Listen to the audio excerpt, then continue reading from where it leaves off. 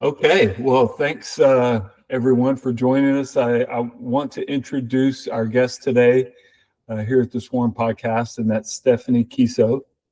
Stephanie and I have gotten to know each other over the last months and met on LinkedIn and had some incredible conversations. And I think what she's doing, the work that she does, the book that she's written really aligns with the mission of Sworn, and I think she can provide us some insights and some tips and information that really help us not only from a leadership position, make decisions, make planning, be innovative in how we approach health and wellness and well-being with our workforce, with ourselves, but really help us to understand that we're not in this alone. She has a very compelling story that I think will resonate with a lot of people and help us recognize that this is a big battle, and we've got a lot of work to do, but there's been a lot of great work that's happened in the past. And so Stephanie, with that, thanks for being here. Thanks for your time today. Let's jump in. So if you don't mind, would you tell us your story? Yeah, absolutely. Thank you so much for having me. Yeah, kind of like you've alluded to, I'm a former cop. I'm also the wife of a cop and the daughter of 2 retired cops. So I have a lot of law enforcement in my family. I was a dispatcher and did some other non-sworn things. So kind of everything combined. I was in law enforcement for 16 years, the last several as a police officer on the central coast of California, where I still live. Kind of during all of those years of service, I sort of had many unfortunate experiences of dealing with law enforcement suicides as a friend, a colleague, and even the girlfriend of someone, unfortunately, who took their life, both sworn and non-sworn, and on duty and off duty. Kind of through that lens, I recognized pretty early on in my educational life that I wanted to devote my studies to studying, researching, knowing all things I could about suicide. And so kind of the combination of those experiences, and then, to be quite honest, my own personal sort of mental health decline and struggles as a cop because of a lot of things, I recognized at one point in 2022 that I wanted to shift my focus to no longer serving my community, the citizens that I was tasked to serve. I wanted to shift that focus to instead my partners, other first responders, especially those that I saw really firsthand that were going through legit mental health issues, most of them work related, some of them involving suicidal ideations. And so I recognized, in order to do that most effectively, that was probably going to mean I was going to have to leave my cop job, which, I always want to pause and just be frank for a moment, because the decision to leave a first responder job, I think, is mountains harder than just accounting or whatever, right? Our identities, Absolutely. Yeah. our identities are so interwoven with these careers, especially if you're a second generation. And so for me, that was absolutely true. So it was definitely not a decision that I took lightly, but I am glad that I did, because that decision to leave really allowed me the time and the energy to kind of dive headfirst into a lot of the things that I'm doing now. And so a big part of that is I wanted to put myself back into school. And so got my master's. I'm about halfway through my PhD work in, not to be a clinician, it's in what's called IO-Psych, Industrial and Organizational Psychology. And so nowadays, outside of a lot of different professional roles that I have, what I do through that is I research and study work-related contributing factors to suicide within first responder industries. And so kind of through a similar vein, I work for kind of a handful of organizations that serve first responders. To mention a few: First Responder Wellness, which is a inpatient treatment facility in California that serves first responders in crisis nationwide. the Counseling Team International, which does really great culturally competent counseling for contracted police and fire agencies in California. And then First Responder Therapy Dogs, which is a national nonprofit that brings therapy dogs to first responder departments free of charge. You and a lot of people know my therapy dog, Zena. So she and I are pretty involved in that. And then, you know, in addition to all of that, I know we're going to talk about stigma and education and a lot of the things, but because of how important I feel that is, I teach for Post here in California and about 15 other states on suicide prevention, suicidal ideation, suicide by cop, important, obviously, topic in law enforcement. And then on top of all that, I am also a contributing writer to a lot of different publications like PORAC and some others. So a lot of different hats that I wear, but kind of all stems from this foundation of suicidology work, presentations, consulting, research, just a lot of hard but like meaningful work these days, which I think is important to mention because, you know, there is life outside of law enforcement or our first responder job. And so as much fun as I like to mention a lot of the things that I get to do now, I also want to be kind of like a walking testament that like, if someone were to choose this route, like I'm proof that you can have a job outside of our first responder jobs as well. So you talked about it a little bit or hinted at it, the difficulty in making that decision to transition out of public safety, and you chose to go into education to, you know, better prepare yourself to tackle what you saw was, you know, one of the primary, if not the primary struggle within the first responder profession itself. So what did you find was the hardest part of leaving public safety? Where was that struggle that maybe you didn't anticipate having it as you made that transition? Yeah, that's a great question. I think that's kind of the first time someone has posed it in that specific way. But I think it all boils down to like, I felt like I was losing me to a certain extent. Like, I think this identity piece is a big facet that oftentimes gets overlooked for first responders, law enforcement in general, because we completely over-identify oftentimes. Like, this is my job. I am my job. Not, hey, I'm Stephanie. I'm in law enforcement. No, I'm Stephanie. I'm a cop, right? Like, this is who I am.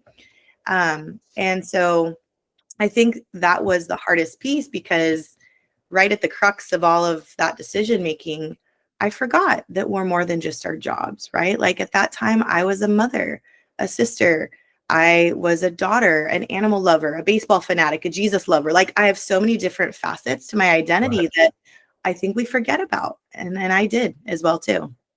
Yeah. And, you know, I know we didn't talk about this beforehand, but I'm really intrigued, if you don't mind to humor me to go down this path, because it's something that I've certainly struggled with since I left the profession. And we both left in 2022. So we've been separated, you know, for about the same length of time. But I wonder, do we as leaders, or does our profession's leadership bear some of that responsibility? Because if you remember back in your academy days, you know, you're told you're never off duty. You know, you're always at this heightened sense of awareness of your surroundings. Your situational awareness is always off the charts, whether you're in the uniform or whether you're out with your family or on a date or wherever it is, you're always a cop. And then to suddenly just flip a switch, if you will, and turn that off, that is difficult. Yeah. Oh, I 1000% agree. I think as an industry, we are doing a disservice to our people. And then even like outside the academy, right? Like, okay, we go through that whole indoctrination, whatever you want to call it, stress inoculation. Even like within our own individual departments, we stress like the job, the schedule, mandatory overtime. You need to be here. You need to be available, emails, calls, whatever, right? Like it's like job, job, job, job, job. That is the priority. But we forget that we have relationships, hobbies, health stuff, self-care. Like there's so much more that I think departments, leaders can do to cultivate this like multifaceted identity that we all have, that we all need to prioritize. But because it is so much just about the job, I do think we are doing a huge disservice to our people. Yeah, no, absolutely. And I'd never really thought about it until I was listening to you describe that. And, it was that realization of, wow, that was my life and the lives of so many first responders that I'm friends with and have seen over the years of, how we approach the job. And I guess to some extent, we also own that because it's one of the reasons we got into the job to begin with is because of that love of service, that love of the work that we do, that identity that it does give us. There is a great deal of pride to go into, and I don't care what society says or certain people say or our critics say. There's a great deal of pride in being a cop. Oh yeah. And to be able to wear that badge, to be able to wear that uniform, to show up at events where people are happy that you're there. You get invited to things that you would never get invited to as an attorney, as a CPA, as a doctor. You're looked at as that person who really represents the best of the community in a lot of sense. And so what is it about that ideal self that we struggle with so much when maybe we find ourselves in a relationship difficulty, or we've done something at work that is being investigated or called into question, or a call didn't go our way? What do you think is about that really starts us down a path that, if we're not careful, ends in a really dark place? Yeah, I think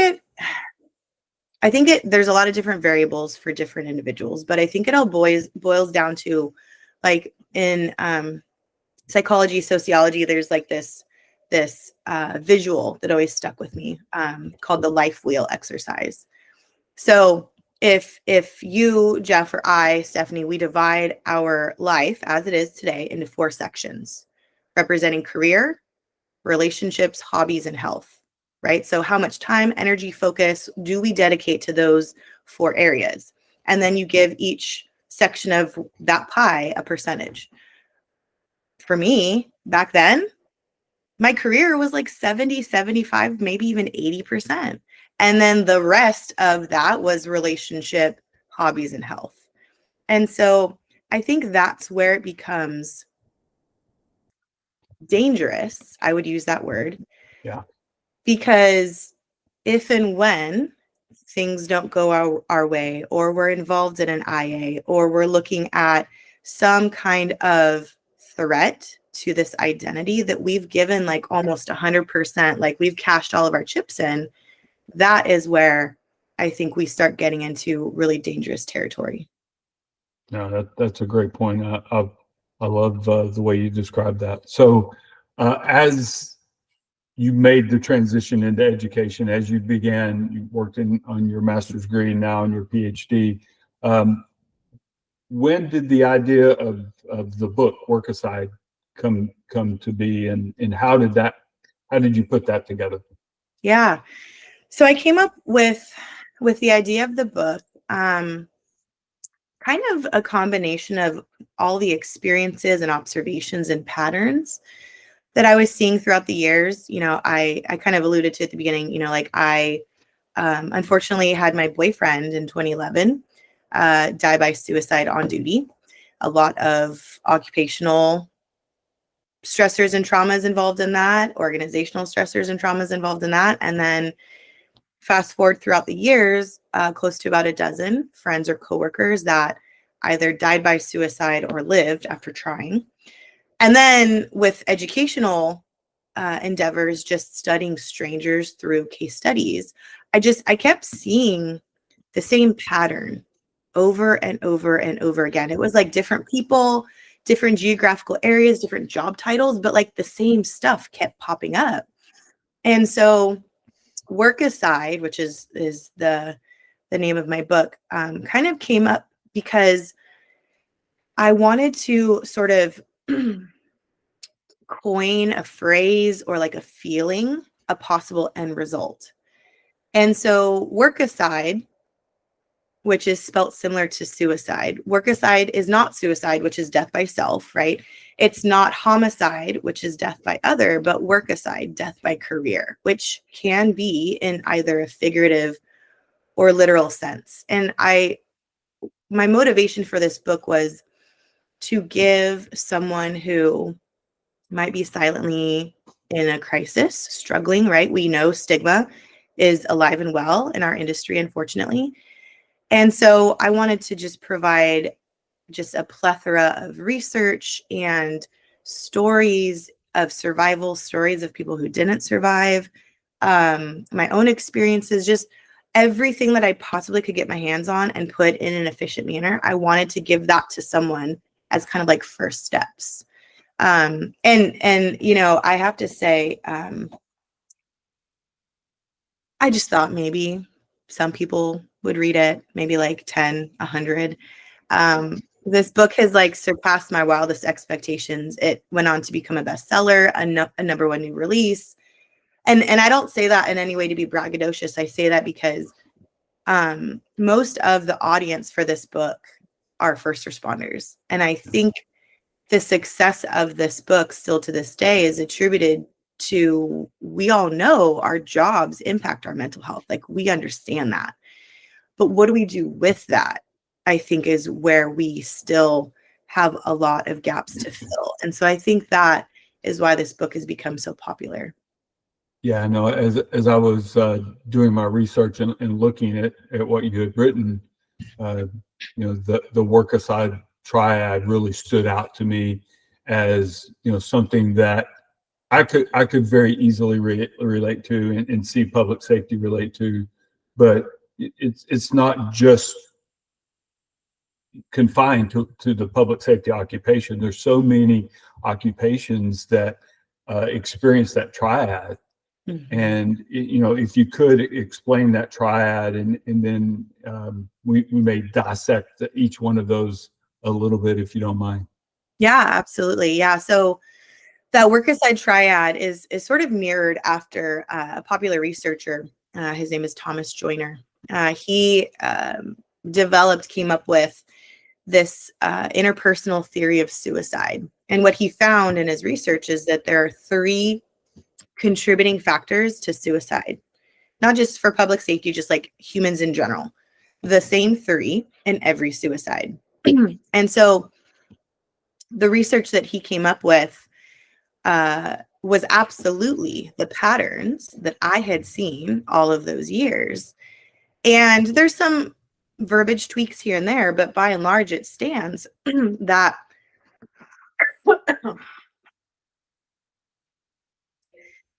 these 3 contributing factors are things that we in public safety, law enforcement, these are things that we see, we deal with, we need to be cognizant of, because it can and does lead to a mental health decline and suicidal ideation. And so the Work Aside triad is this: a sense of isolation, low self-esteem, often from a sense of feeling burdensomeness, and occupational trauma, often in the form of becoming desensitized to human pain, death. And so those 3 factors make up the Work Aside triad, and I think are especially important for our leaders in our industry to know about, help prevent, help mitigate, because of the importance of it. Yeah, and, you know, one of the things that when I retired and joined Sworn and started doing some work with them and saw how they were approaching this, you know, the triad wasn't anything that, you know, we had on the drawing board or was specific, but as you looked at it and as I looked at it and considered what you had put together, you know, the isolation piece, that feeling of I'm all alone, or nobody knows the struggle that I'm having. And so I actually pull back. I isolate myself because I don't want to burden anyone around me. I don't want to emotionally vomit on my family when I come home from a bad day. That isolation of, nobody knows what I'm going through. One of the things that we've done at Sworn is really try to encourage the sharing of our biometrics and our workload data with someone we trust, right? And so I don't have to go to them and say I've had a bad day. They're getting alerts just like I am that tell them I'm having a bad day, and so it really helps overcome that isolation piece, and gives us that outlet without having to truly raise our hand and go, I'm struggling here, I need help. I think it's much easier when someone comes to you and says, hey, are you doing okay? But we know from the research, from our experience, that's not always easy for cops to do. Well, we'll go in and take a bullet for each other. We'll show up and get down and dirty and protect you at all costs, and we'll do whatever it takes. But sometimes lack the courage to really be vulnerable and challenging and say, hey, Stephanie, I've noticed you're not yourself. What's going on, and are you okay? And for whatever reason, we struggle with that as individuals, and having the ability to know when someone is going through that without them having to ask for it is really important. Yeah, absolutely. Well, and if I may interject, I'll tell you why that is. I'm sure too. We eat our own, right? Like, unfortunately, yeah. Like I said, like we'll take a bullet for each other, but like, holy shit, I'll talk shit about you behind your back, right? Like we have sort of, and not every department, but many of them. Like I work with, literally, not exaggerating, I work with hundreds of police and fire agencies, not just in my state, but across the nation. And it's like the same story, the same old sad tune, different place of moral injuries, organizational betrayal, right? Like we have developed this culture of like circular firing squads where we all lose. And that contributes certainly, but then also, right, like I'm raised by two now retired cops. Back then it was put it down with the brown, choir practice, suck it up, buttercup, right? Like, and then sadly, those are now the people I see checking into that inpatient treatment facility that I mentioned, because now they're in crisis. They have all these maladaptive behavioral coping mechanisms. They never learned how to talk to someone about their issues. They suppress, shove it down, and eventually it's got to come out, and probably in the worst time. And so I think all of that attributes to everything that you mentioned, certainly. Yeah, no, 100%. And I love the fact that you used eat our own. There was a peer of mine that we grew up in the department together. And, that used to be his favorite saying is we have a tendency to eat our own. And, through the years and my experience, he was so right. And to hear you describe it, just it puts a smile on my face, because I know it's not just the PD that I grew up. It's the profession in general. We can be the most dysfunctional junior high kids there's ever been when it comes to rumors, when it comes to filling in blanks, when it comes to bullying each other, when it comes to eating our own. And we'll gladly take a bullet for our partner, but we'll also trash talk them about their relationships or about how they handled a call the very next day. And it's mind-boggling to me that we do that to each other, and then we wonder why Joe's not asking for help when Joe's struggling. So I think that's certainly part of that isolation. The low self-esteem part of that. What do you think? How do you think that manifests itself, and where does it come from in a profession that seems to have this giant ego and this bravado of associated with it? Yeah. I think for law enforcement and also fire EMS, but I think this, especially right now in the era that we're in post defund the police movement, George Floyd, all those things, I think this is a big piece for the law enforcement side. But this could be anything from like a toxic workspace that, eats away at my confidence at myself and the job that I produce, or my split-second decisions. It could look like bad leadership where I'm worried you're not going to feel like I can handle my own shit. Maybe I'm in IAs, I'm getting punished or corrected at work, right? Like there's a lot of different factors that can lead to this. And then on the personal aspect too, like, extreme financial debt, marital strife, right? Yeah. There's a lot of different ways to feel inadequate, worthlessness, lack of confidence, a sense of burdensomeness. But I think for leaders, a big part where I see this a lot in the things that I do now involves IAs. Like I am of the opinion, perhaps not a popular one, but that's okay. I'll say it anyways. That we just as an industry are doing IAs completely wrong. Completely, it's a detriment of our people. And I think it leads to this isolation piece, this self-esteem piece, which does lead to a big decrease in the mental wellness of our people, just how it's naturally set up. Yeah. So I see where you're coming from, and recognize that, having been a chief of police and having to direct IAs and then look at those investigations. One of the things that we did where I came from was, anytime we brought somebody in for IA, we always contacted the peer support team and made sure they were connected with a peer before they left the office that day. Yeah. And I think because of the confidentiality in those investigations, our desire to protect the person only opens up an opportunity for rumors to start and cops to tell stories and fill in blanks of information that they don't know, which only compounds the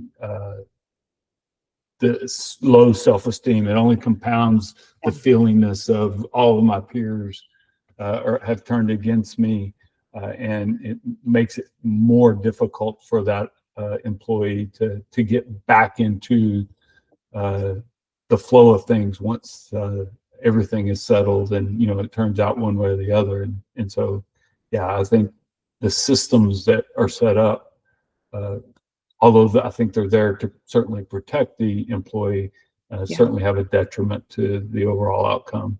Yeah, absolutely. And I always like to ask people, because I'm always curious with that being like the foundation of the conversation, like, what have you guys done to sort of mitigate this? And I always love, I like to share this story. There's a department that recognized that they had to, just kind of shift some things around in terms of IAs. And they're like, well, the first thing we did was we renamed it. And what they renamed it to, still to this day, makes me giggle. IA's internal affairs, that's naturally what they're called. They renamed it to Office of Professional Standards. Oops. So the acronym is OOPS. And I just love that. I was like, you know what? Like, worst case scenario, nothing changes. At least that like gives you a smile on your face. I love that. So wanted to share that. That's great. Yeah. And then, the occupational trauma piece of the triad, I think seems self-evident in the profession that we have. Why is it you think we struggle so much with that? Yeah, so this is a big piece, and this is typically where I tend to focus my studies educationally, because one of the contributing factors that Joyner found, which is arguably the most important, is what he calls acquired capability. And he uses this term acquired capability because this isn't like something that we're born with. It's not like a biological component that we're talking about. It's a capability through experiences or events that we acquire throughout life to eventually become desensitized to human pain, suffering, death. Which, if you think about it, like, what kinds of calls do first responders, law enforcement go on? pain, suffering, death repeatedly. And so that's important because in order for someone to die by suicide, they have to overcome very strong sort of ancestral self-preservation tendencies that we all just as humans have. And the way to overcome that is through this desensitization. And so when it comes to these occupational traumas, you and I know, and those that are in this industry know, that's kind of inevitable, right? Like we can't not go on these calls. But as members of the law enforcement community, as leaders, as peer supporters, if we know that this component is inevitable, maybe then we can shift our focus to try to prevent or mitigate the first two of that work aside triad, of those three contributing factors to suicide, right? Like if we know occupational traumas is just part of the job, let's focus on the isolation piece, that burdensome piece, that self-esteem piece. That's where we need to shift our focus. Absolutely. Great point. So we talked about the triad. We talked about what leads to work aside. Yeah, in your book, you talk about how to prevent it. Mm-hmm. So what does that look like? Yeah. I love this question because, like in the spirit of positivity and solutions, right? Like I didn't want to just like complain or like bitch. I don't know if I'm allowed to cuss, but that's just my authentic self. So it's coming out There right you now. go. So I wanted to not just research like what contributes to a mental health decline, but like what can we do about it? Like what does the literature show about prevention and mitigation strategies? And so through all of that, again, patterns, right? I'm a bit of a knuckle dragger myself. So like I look for themes and patterns of just things that keep popping up. And so I kept seeing essentially what I call it CWE, Connected Wellness Efficacy. We need to find ways to be more connected, prioritize wellness, both individually and departmentally, and find ways to boost our esteem, our efficacy. And so in the book, I lay out kind of like a roadmap of how to do that by using the acronym WARRIOR. And so there are 7 sort of themes that research has shown. These are the things that if we focus on this, again, individually and departmentally, chances are we will be able to survive this career in one piece. And so those 7 things are wellness, awareness, resilience, resources, identity, openness, and routine. And so that's what spells out WARRIOR. Yeah, great concepts. And, again, looking at this through the lens of what I'm doing now, certainly the wellness part is huge. But I think more than anything else is that awareness piece, because I've likened a career in policing as a frog that you put in the pot of water. I don't know if there's any science that backs this up, but I love the metaphor of you put the frog in the water and then you slowly turn up the heat and the frog just becomes accustomed to the temperature until, ultimately it boils to death. And I think that's what we do to our people is we take them in and we put them in an environment in the police academy that's very structured, it's very safe, that can be very intense as well. But that you're at the end of the day, you're going to go home and get to come back and start all over again. And then we slowly turn up the temperature and never allow the opportunity for that cooling period to happen, because you know what, you've got to be at work the next day. You've got an overtime shift you've got to pull. You've got to go work this part-time job Right. because you've got a family support, or you went out and made a new car purchase, and now you've got a car payment that you didn't anticipate, or a new baby that you didn't anticipate. Right. And so we just slowly turn up the temperature. And going back to the occupational trauma, you continue to get exposed to all of these horrors of society, and you never have that opportunity to step away and just really reset. And so that awareness is lacking because you become accustomed to it slowly, that it's your new normal.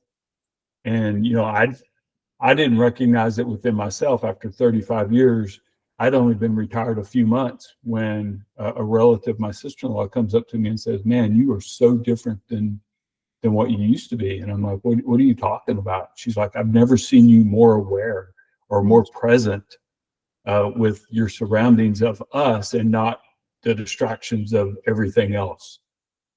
And, it was that stress. It was, that I was completely unaware of. When I was with family, I thought I was putting on a good disguise, and nobody could tell that I was completely distracted and stressed out. But everyone knows except for you, right?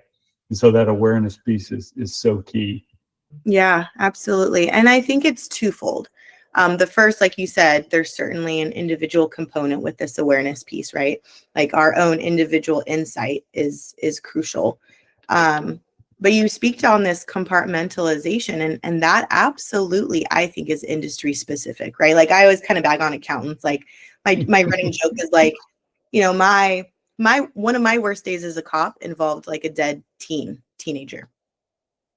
What's like by comparison an accountant's worst day? Like they forget to carry the one. Like it just doesn't even compare. And so with that compartmentalization piece, like that is how we survive this career. Absolutely. Yeah. But we only get one brain. So if we learn to do that at work, naturally, we're going to be doing that on our days off with our families at home. And so I think that awareness piece is important in that regard, but then also too, departmentally. I always advocate very strongly for something that I call a culture capture. Like we have to capture what is our culture today?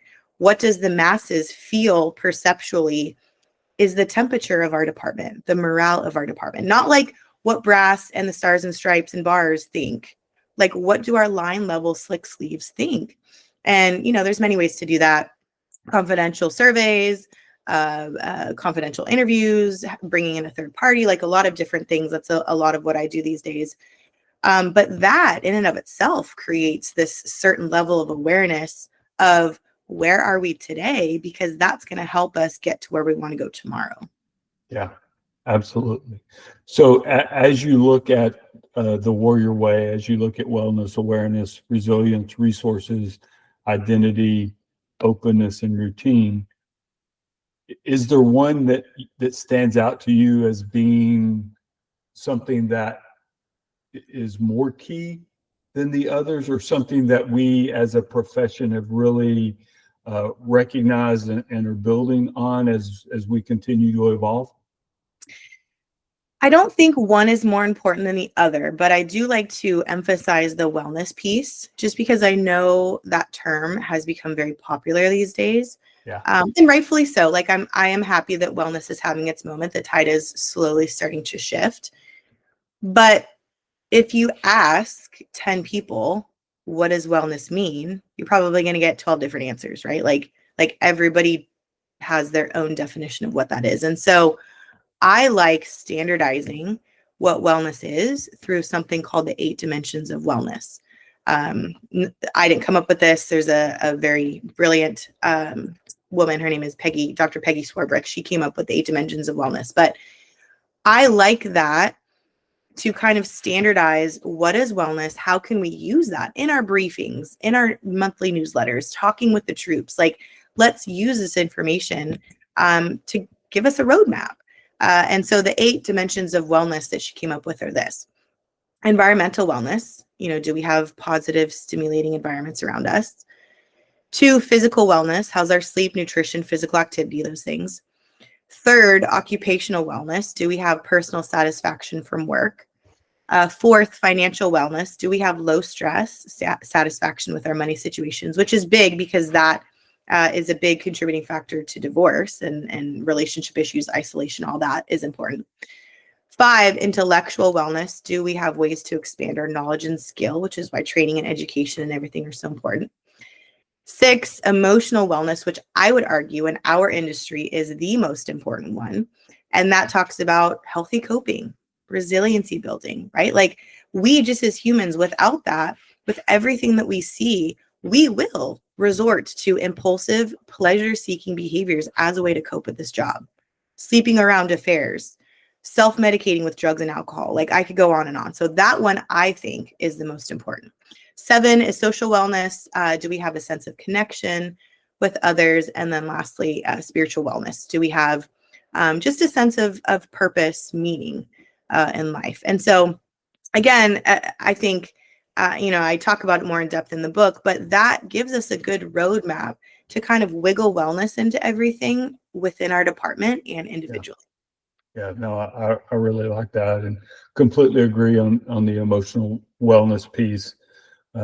Something that I don't think we do a good enough job as a profession in really preparing new recruits who are coming in for what that's actually going to look like. And I think we need to do better at providing examples for them so that they have something to relate to. We can talk about it from a textbook standpoint, but it's truly stories. It's here's Jeff, and bring Jeff into and allow Jeff to talk about the emotional toll that the job has taken, and how I've overcome that, and how I've coped with that, and developed healthy coping mechanisms. Not that I don't enjoy a glass of brown every now and then, but it's not my coping mechanism. It's something totally different. So I really like that.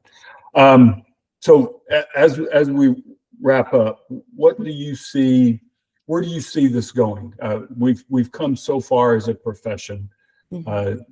Certainly when I started in the 80s to where we are now, we've evolved a great deal.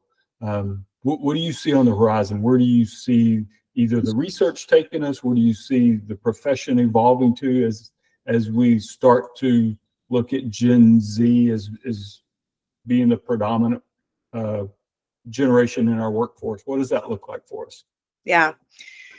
I think sometimes we get distracted by looking at like the coolest, newest bells and whistles and toys and whatnot.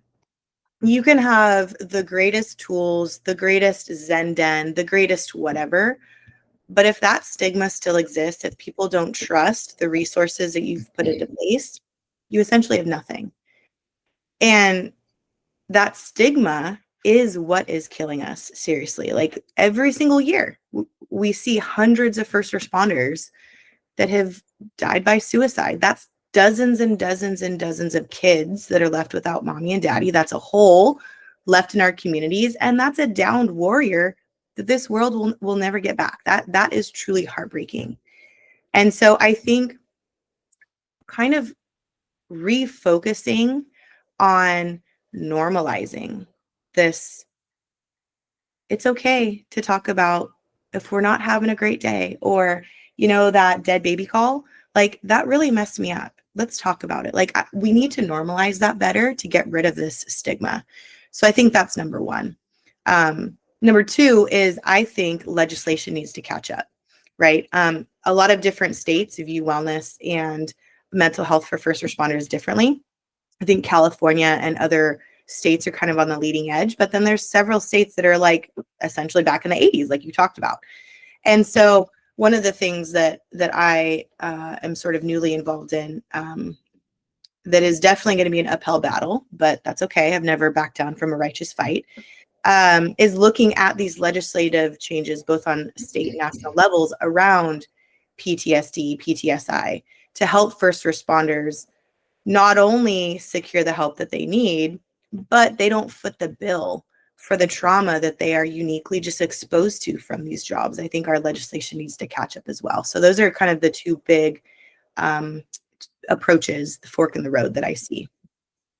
Great. Well, I thank you so much for the opportunity to talk a little today, to share your experience and your story, and your research and where you're going.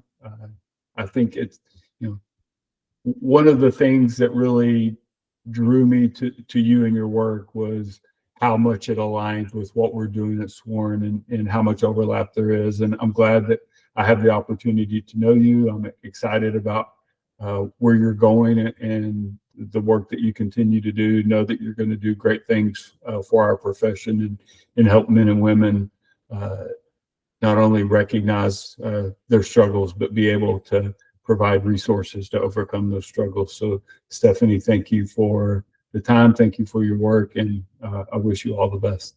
Thank you, Jeff. That means a lot. Thanks. Bye.